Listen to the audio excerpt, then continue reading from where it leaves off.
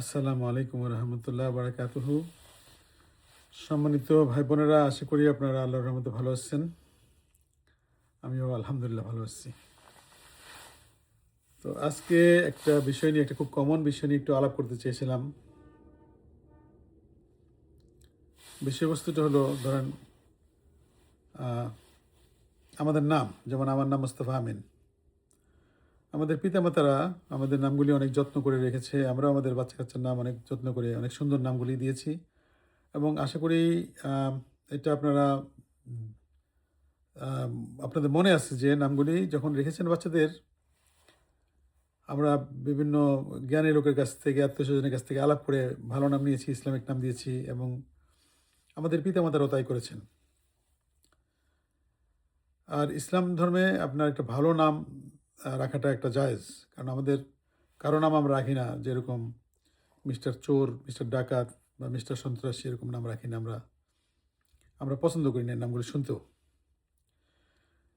তো বেশিরভাগ ক্ষেত্রেই আমাদের দেখা গেছে আমাদের মুসলমানদের নামগুলির সাথে আমাদের প্রিয় নবী সাল্লাল্লাহু আলাইহি সাল্লামের নাম জড়িত, আল্লাহর নামের সাথে, যেমন আব্দুল্লাহ, আব্দুল করিম, আব্দুল জব্বার, আবার মোহাম্মদ আমিন, হ্যাঁ, মোস্তফা কামাল।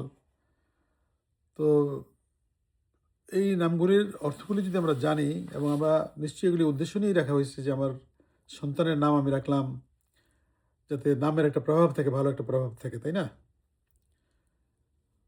তো এই যে আমরা আমাদের এত নামগুলি ক্যারি করতেছি আমাদের সাথে, আমাদের আল্লাহর নাম, আল্লাহর নবী সাল্লাল্লাহু আলাইহি সাল্লামের নাম ক্যারি করতেছি, এবং অনেক ওলামা, ভালো ভালো লোকের নামের সাথে আমরা মিলিয়ে নাম রেখেছি।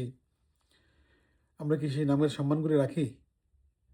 এই জিনিসটা আমার আজকে সকালবেলা ফজরের নামাজ পড়ার পর থেকে মনে হলো যে আমার নাম মুস্তাফা আমিন। মুস্তাফা আমাদের নবী সাল্লাল্লাহু আলাইহি সাল্লামের নাম। তারপরে আমিন, নবী সাল্লাল্লাহু আলাইহি সাল্লামের উপাধি ছিলেন একটা আমিন, সত্যবাদী, আমানত রক্ষাকারী নামের অর্থ। তো বাস্তব জীবনে যদি আমি এই নামটার মানে কোনো সম্মান রাখলাম না, হ্যাঁ, নিজের কাজকর্ম দিয়ে এই নামের সম্মান রাখলাম না, তাহলে লাভ কি, তাই না? যেমন অনেক সময় দেখি না, বাংলাদেশি যে কোনো একটা হোটেলের নাম আছে প্যারাডাইজ। আপনি ভিতরে ঢুকে দেখলেন ছারপোকা, এই সেই হাবিজাবি, ক্লিননেস নাই। কেমন লাগবে না আপনার? যে একটা নাম রাখছে, এত ফাজিল তো একটা। তারপরে আপনার হয়তো দেখা গেল যে একটা ইনসাফ হালাল স্টোর নাম রাখলো ইনসাফ। আপনার ভিতরে গিয়ে দেখলেন যে এরা তো বেশ হিসেবে মানুষের গলা কাটতেছে, দাম টাম ঠিক নেই, প্রোডাক্টের কোয়ালিটি ভালো না। তো সেরকমই আমাদের যে আমরা নামগুলি ক্যারি করি, এই নামগুলির মাহাত্ম্য, মাধুর্য এবং সম্মান, এটা আমাদের কিন্তু খেয়াল রাখা দরকার। এটা মিনিমাম একটা জিনিস আছে না, মিনিমাম জিনিস একটা মেনটেন, কোয়ালিটি মেনটেন করতে হবে। তো এটা একটা রিমাইন্ডার আমার নিজের প্রতি, আপনাদের প্রতি। আপনারা একটু চিন্তা করেন যে আপনার নামটা আপনি যখন লিখেন, নামটা বা যখন পড়েন, সাইন করেন, হ্যাঁ, কত সুন্দর একটা নাম আপনার বাবা মা রেখেছে আপনার জন্য, তাই না? আপনি কি এটা সম্মান রেখেছেন? আপনি তো আপনার বাবা মার অসম্মান করতেছেন, নামের অসম্মান করতেছেন, আল্লাহ এবং আল্লাহর নবীর নাম জড়িত আপনার নামের সাথে, সেটারও অসম্মান করতেছেন। এটা কি যায় আমাদের সাথে? আমরা মানুষ, আমাদের সাথে এগুলো যায় না। তো যাই হোক, আমরা আশা করব যে আমরা অ্যাটলিস্ট চিন্তা করব, ছোট্ট একটা জিনিস চিন্তা করব যে আমাদের নামগুলি এত পবিত্র, সত্তার সাথে আমাদের নামগুলি জড়িত। আমরা কি তার নামগুলির পবিত্রতা রক্ষা করতে পারি না?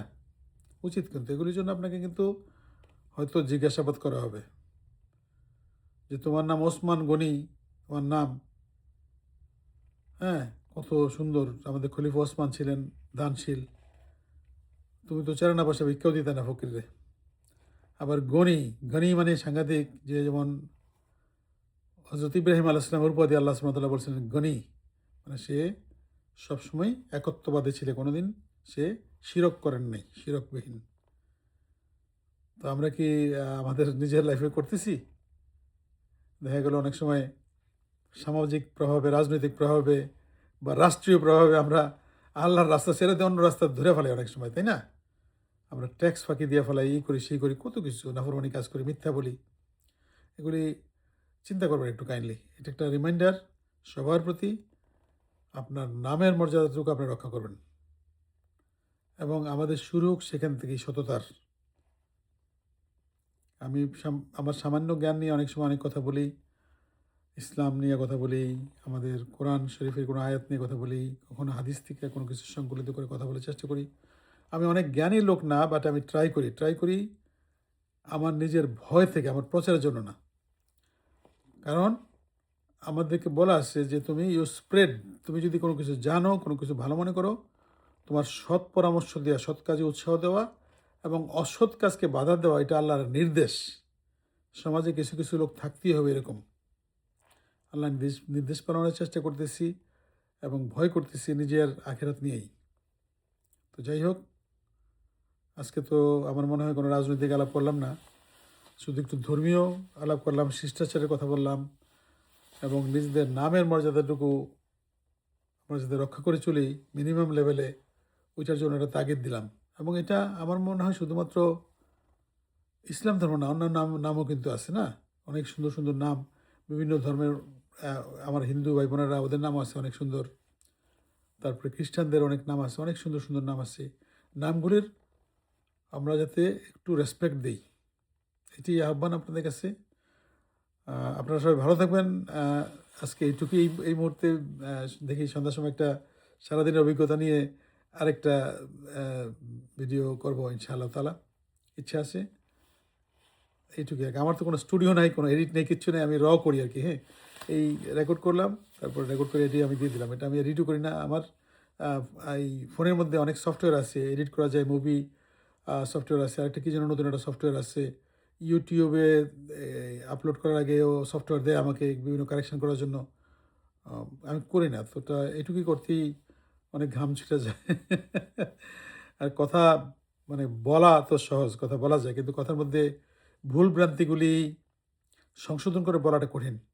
কথার মধ্যে মানুষের ভুল চলে আসে। আর অনেক সময় দেখা যায় আপনাদের সাথে কথা বলতেছি, শয়তান এসে ঢুকে একটা ভুল কথা বলাই দিতে পারে। তো এটি আর কি। তো আমাদের চেষ্টা করতে হবে, চেষ্টা থেকেই কিন্তু সফলতা আসে, চেষ্টা ছাড়া কোনো কিছু হবে না।